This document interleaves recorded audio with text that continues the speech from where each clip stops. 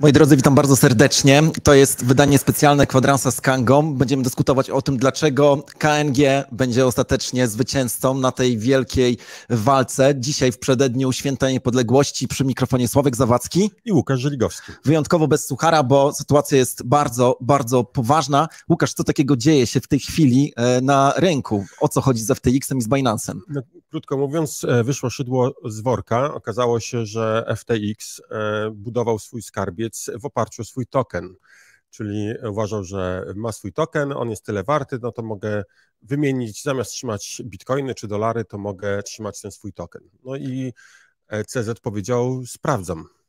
No i właśnie, to czy zachowanie CZ-a było moralnym zachowaniem, czy w tej chwili nie dochodzi do polaryzacji na rynku kryptowalutowym?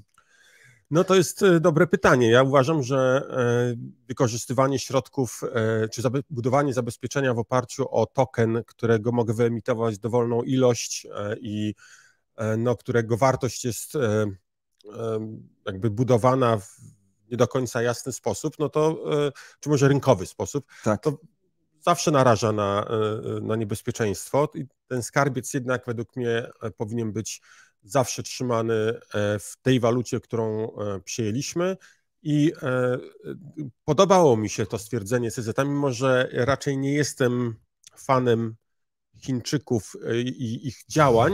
Mówię tutaj oczywiście nie o ludziach, osobach, tylko o tym sposobie, czy o tym, co robi państwo chińskie, ale akurat CZ tutaj się zachował według mnie całkiem rozsądnie, gdy powiedział, giełdy kryptowalut to nie są banki i nie mogą trzymać rezerw cząstkowych.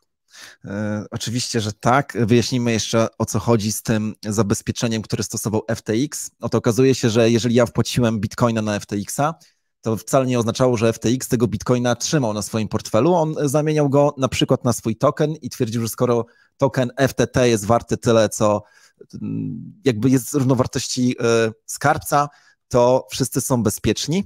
No więc pozwól, że ja powiem tylko, Łukasz, tyle, że podejrzewam CZ o to, że stracił honor i zadziałał wbrew wszystkim zdrowym rozsądkom. Ewidentnie zaatakował drugą giełdę na świecie, swojego konkurenta. No i właśnie, bo nie przypadkiem powiedzieliśmy... Działał tak, dobrze, nie? No oczywiście, natomiast fakt jest taki, CZ pomógł sobie, planuje zdobyć 95 czy 8% rynku, bo teraz tak to wszystko będzie wyglądało i tylko niepodległe jednostki będą w stanie tutaj przetrwać i nieść dobrą nowinę. I właśnie dlatego powiedzieliśmy o Święcie Niepodległości, bo Kanga jest tą organizacją, która chce być niepodległa i chce iść pod prąd. Tak. Łukasz, tutaj padają ciekawe pytania. Co się dzieje z tokenem KNG? Wczoraj mieliśmy pewną korektę, ale znowuż zaczyna rosnąć do góry. Czyżby jakieś wieści się rozchodziły po rynku? No nie wiem, do mnie żadne nie dotarły. Rozumiem. A mam do Ciebie pytanie jeszcze jedno, zanim zaczniemy mówić o tokenie KNG. Czy Kanga sięga do skarbca? Czy Kanga wykorzystuje środki użytkowników choćby do tego, żeby finansować swoją działalność, albo czy stosuje podobne mechanizmy jak FTX? No oczywiście musimy tu powiedzieć nie.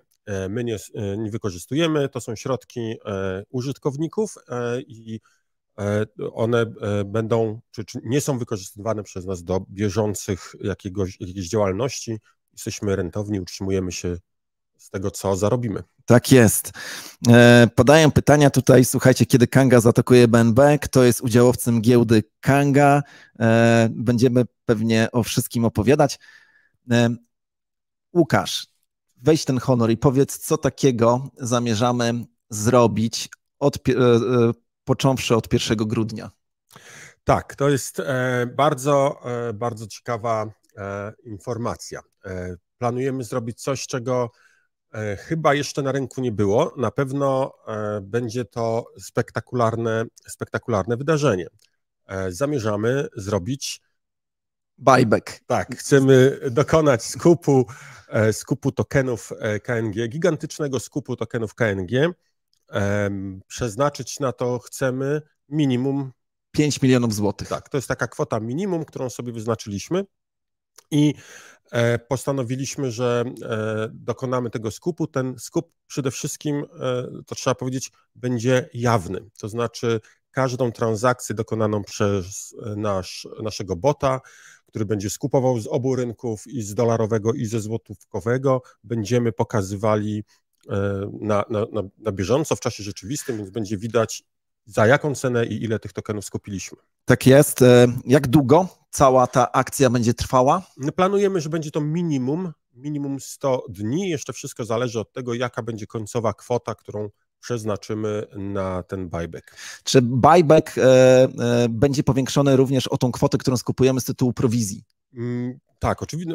Tak. Skupowanie prowizji trwa niezależnie. To jest jakby niezależna zupełnie sprawa, natomiast skupowanie w ramach tej akcji buybacku to jest działalność dodatkowa, która ma jeszcze bardziej zwiększyć popyt na token KNG. Wspaniale.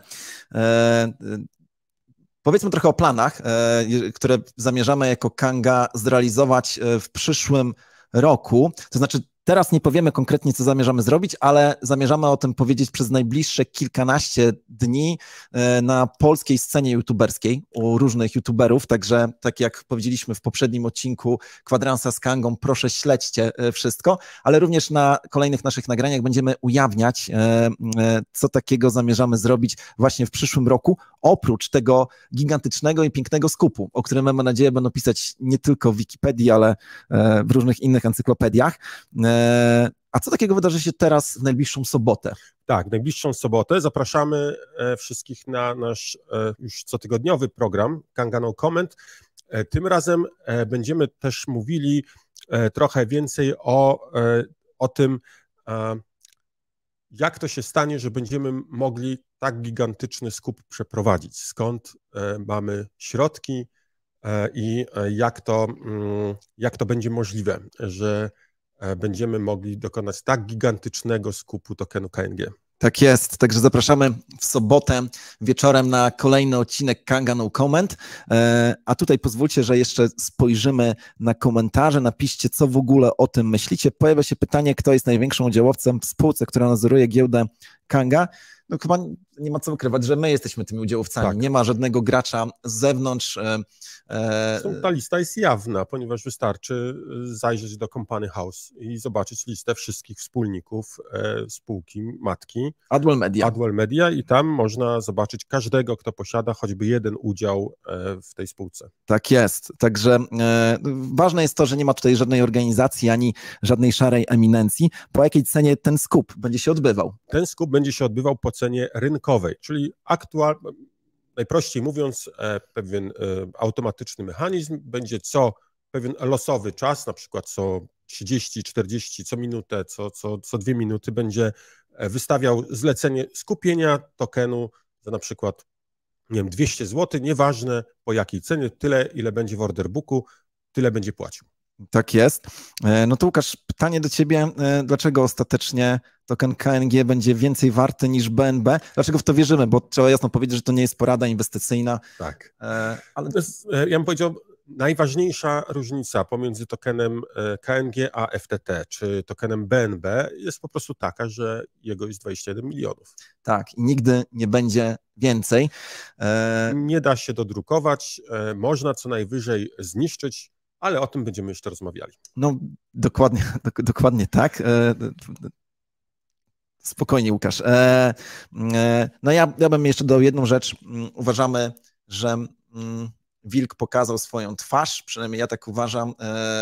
Widzimy, co się dzieje w tej chwili pomiędzy Binance'em, FTX-em. Sami jesteśmy ciekawi, kto będzie kolejny, ale Kanga ma inne zasady i choćby dlatego właśnie nasz token będzie podbijał świat. Tu ciekawe pytanie tak. Adaś Miałczyński zadał, jaki jest cel tego ruchu, tego skupu. To też będziemy wyjaśniali nasze intencje, ale przede wszystkim chcemy po prostu wzmocnić token KNG, chcemy zwiększyć presję popytową i chcemy, żeby ten token był naprawdę bardzo, bardzo płynny, żeby wszyscy, którzy posiadają ten token, mogli spać spokojnie i nie martwić się, że coś złego się stanie. No i oczywiście, żeby trzymać go na posie, taka jest na stakingu, teraz tak to nazywamy staking KNG. Patrzę na Kolejne wiadomości, czy wszystkie tokeny są w obiegu giełdy KAMAS. Właśnie tą informację również przedstawimy w sobotę na wieczornym wydaniu Kanga No Comments. Pokażemy, jak wygląda w tej chwili rozlokowanie wszystkich tokenów KNG. Tak. Kto, gdzie i jak. Tu dlaczego Mike mówi, czy są jakieś bezpośrednie korzyści dla hodlerów KNG? Możemy obiecać, że tak. O szczegółach będziemy informowali w kolejnych spotkaniach. Tak, no, korzyści będą przynajmniej 3. O jednej możemy powiedzieć, to wzrost ceny. Tak? Jeżeli wszystko pójdzie zgodnie z planem, no to wiadomo, że jakaś duża siła popytowa, to cena rośnie. Będzie jakiś token złota na giełdzie. Myślimy o tym bardzo poważnie. Czy zakupione Kangi spalicie? No comment. No comment. Patrzymy dalej, czy są jeszcze jakieś komentarze ciekawe. Bieżący skup jest za fee z obrotu, tak jak napisał Dawid, to co się na bieżąco dzieje, Kanga cały czas, całe swoje fee, które zbiera, przeznacza na skup tokenów KNG, które są następnie rozdzielane na stakingu. Wrocław pozdrawiam, my też pozdrawiamy Wrocław. No i co? To chyba wszystko, tak? Kwadrans mija. To był Flash z Kangą. Tak. Dziękujemy wszystkim za ten odcinek. O której godzinie, gdzie ma być Kanga No Comments? Kanga No Comments jest w sobotę o godzinie 19 na YouTubie. Tak? Zaraz zresztą zaczniemy to zapowiadać i reklamować. Dziękuję bardzo, Sławku. Dzięki, Łukasz. Do zobaczenia w sobotę. Wszystkiego dobrego. Do zobaczenia. Cześć.